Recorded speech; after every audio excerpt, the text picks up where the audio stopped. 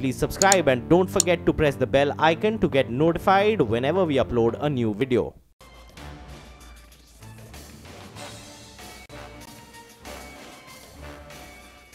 The top story this evening: normal life is disrupted in Mumbai and other parts of Maharashtra after some Dalit groups called for a strike which ended at about 5 p.m. Pockets of Mumbai and its neighbouring areas like Thane and Goregaon witnessed disruption of both road as well as rail traffic. Sporadic incidents of arson and violence were reported from other parts of the state. Protesters tried to block trains and buses in and around Mumbai. More than 100 buses in the city were damaged. These protests were triggered by the death of a 28-year-old man on the 1st of January. Clashes had erupted in Pune on the 1st of January during the 200th anniversary celebrations of the Battle of Bhima-Koregaon. Dalits who were oppressed by upper caste Marathas fought for the East India Company and defeated the Marathas 200 years ago in this battle. Since then, it has come to symbolize victory for the Dalits over the upper caste. In Aurangabad, there are reports that protesters threw stones and vandalized vehicles. Incidents of violence and vandalism have been reported from Nagpur as well.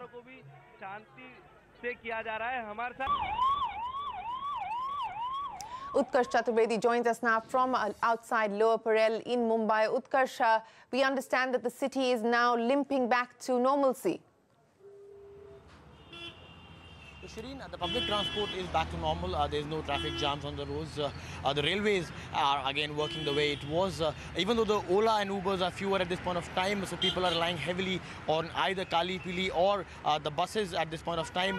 Talking about shops and establishments, a lot of restaurants have opened at this point of time. If I can ask my cameraman to pan behind me to show that all the restaurants have opened, but there are a lot of shopkeepers who have decided not to open the shops for a day. It was around 8 o'clock in the morning when the protest really started, and it continued till 5 o'clock in the evening. So somewhere around 7 to 8 hours, the city was brought to a standstill. All the roads were choked and blocked by all the protesters. In fact, the rail services were also affected. Now, obviously, after the Bandh has been called off, the Mumbai police has taken action. Over 150 people have been detained, and FIRs are being filed either on the charges of destroying public property. Also, the WhatsApp forwards which were being given at this point of time are under the scanner of the Mumbai police. So clearly the city is limping back to normal. The good news is that by tomorrow we can expect the city to be the way it was. But remember, Shireen, that this will also have some political ramifications going ahead, as this has triggered the Dalit versus the Maratha debate. So you can see the Dalit card being played more aggressively in the Maharashtra elections going ahead. All right, Utkarsh, appreciate you joining us. So the city, Mumbai, that is limping back to normalcy, and other parts of Maharashtra also returning to some degree of normalcy. The proposed instant triple talaq law triggered a war of words in the Rajya Sabha today. 14 opposition parties led by the Congress demanded a re-examination of the bill and proposed that the bill be sent to the Select Committee. However, Law Minister Ravi Shankar Prasad retaliated, saying the Congress doesn't want justice for Muslim women. Following the commotion, the upper house was adjourned for the day. Now, what exactly does this bill contain? It makes instant triple talaq a cognizable and non-bailable offence with imprisonment of up to 3 years. A cognizable offence is one where the police doesn't need a warrant to arrest the accused, and this is exactly what has become a major bone of contention. The Bharatiya Muslim Mahila Andolan, which was a petitioner in the case, argues that making it a cognizable offence defeats the purpose of gender justice. The government, meanwhile, is of the view that criminalising instant triple talaq will act as a deterrent and argues that Muslim women's rights must supersede all else. The opposition, on the other hand, said that a civil matter should not be treated as a criminal offence, and the bill ends all possibilities of reconciliation. Here's the action from the Rajya Sabha. This is a very important bill for the sake of... I will allow you. I will allow you. Yes. No. I will allow you. You move the motion. I move the bill. My notice has been circulated, and I move the following motion: that this House, being strongly committed to women empowerment and women's rights, refers the Muslim Protection and Marriage Bill as passed by the Lok Sabha to a select committee of the Rajya Sabha, comprising of the following members for parliamentary scrutiny and to ensure complete justice to the Muslim women. We also think that the matter should be referred to the Select Committee. So these points should be decided first. Thereafter, everything. What has been declared to be unconstitutional, give it a legislative change. Now to say that we must continue to wait indefinitely because one political party one political party which supported this practice in the lower house and has been making a public statement that we support this bill, but in this house is now creating all kinds of obstacles. This can become a practice as far as that political party. We want this bill. We want this bill, but the bill is faulty. The bill is faulty. You need consultation. You need consultation. You need rhythm. Okay. Have a vote on this. All right. Voting कराइए, आप voting करें committee के लिए, चले committee के लिए division, हम division की मांग करते हैं। Amendment has already been accepted by chairman. Already.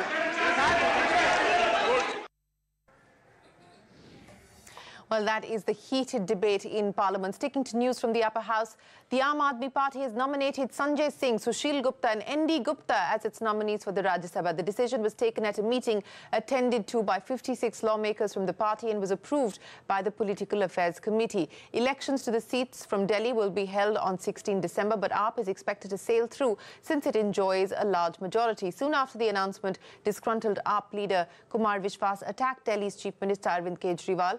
He said that he has been punished for speaking the truth. Remember, Vishwas has been openly angling for a Rajya Sabha post.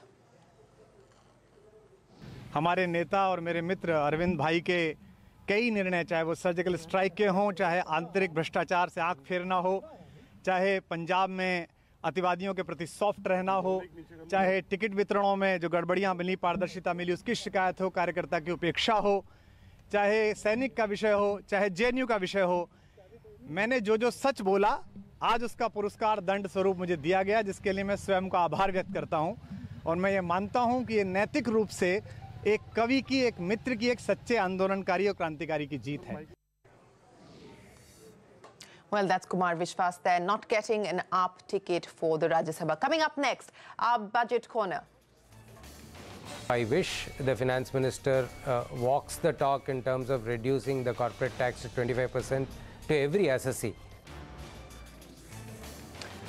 Walk the talk on cutting the corporate tax rate to 25%, says L&T Shankar Raman to the finance minister.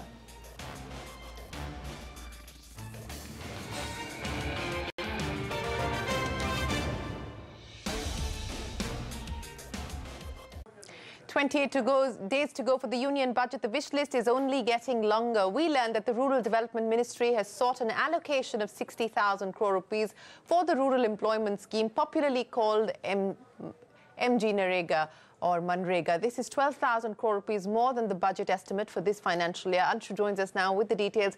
Anshu, why is the ministry asking for more money? For the current financial year, Rural Development Ministry was allocated 1.05 lakh crore rupees under the budget, and 48,000 crore alone was allocated for the scheme of National Rural Employment Guarantee Scheme of the BJP-led government. We are given to understand that 55,000 crore rupees has already been spent under the NREGS scheme of the government, and Rural Development Ministry is likely to seek for 60,000 crore rupees for FY19.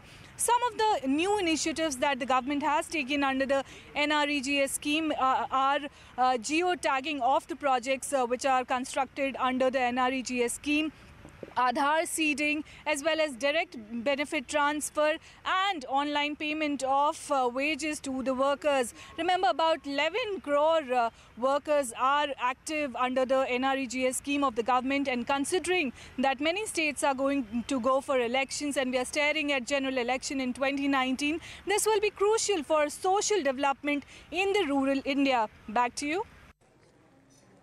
All right, so more allocation for the Narega scheme. That is the wish list of the Rural Development Department. Whether the finance minister will comply is a different matter. Most likely he will.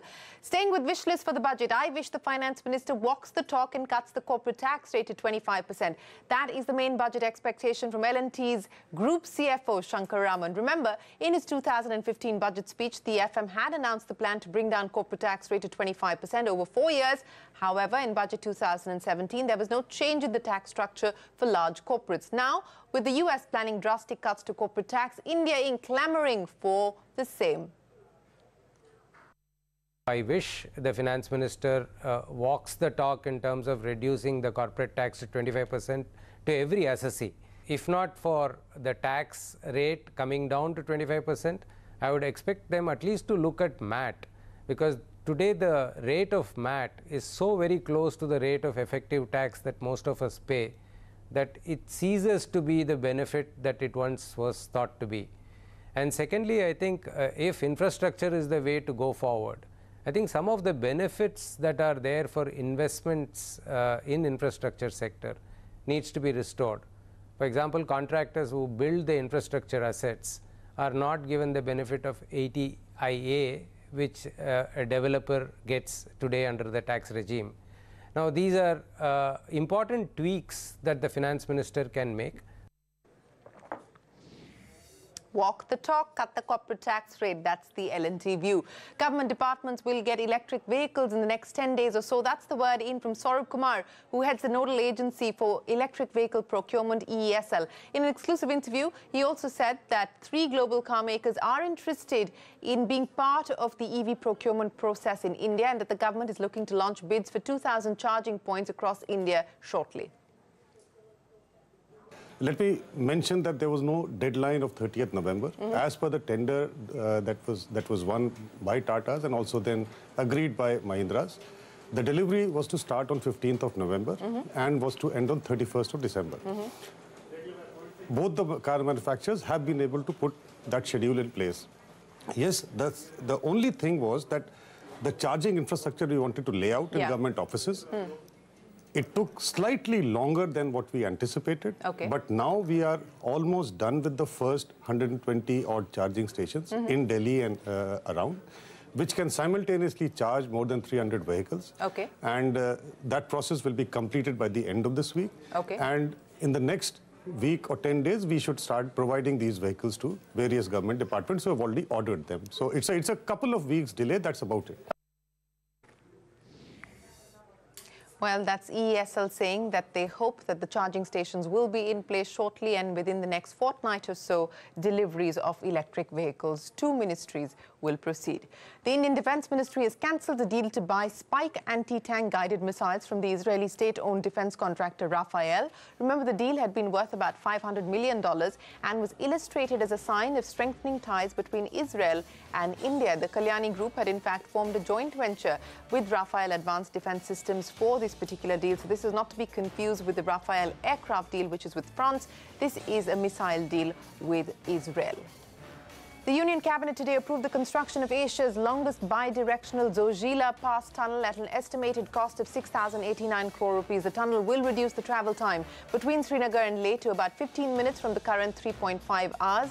The Cabinet Committee on Economic Affairs, chaired by Prime Minister Modi, has given its go-ahead to the 14.2-kilometre-long tunnel project in Jammu and Kashmir to provide all-weather connectivity between Srinagar, Kargil and Leh, which remains cut off from the rest of India during winters due to heavy snowfall. Now, cryptocurrency is not a legal tender, and those who indulge in such transactions are doing so at their own risk. This was the Finance Minister's response to DMK member Kanimoi's question in the Rajya Sabha. The government is yet to come out with a definitive plan to deal with cryptocurrencies. So this has left investors confused on whether investing in bitcoins is safe anymore. We will bring you that conversation on India Business Hour in just a bit. It is a grey area. And before we wrap, here's a look at the day's trading action. For the second day in a row, the Lal Street has followed a similar template of selling on rallies. The Nifty opened higher, witnessed selling pressure at the higher level. The index ended below 10,450. The Sensex ended flat. Mid-caps clearly outperformed today, with the mid-cap index gaining about 0.7% to close above 21,100. The Bank Nifty, though, underperformed, ending the day flat.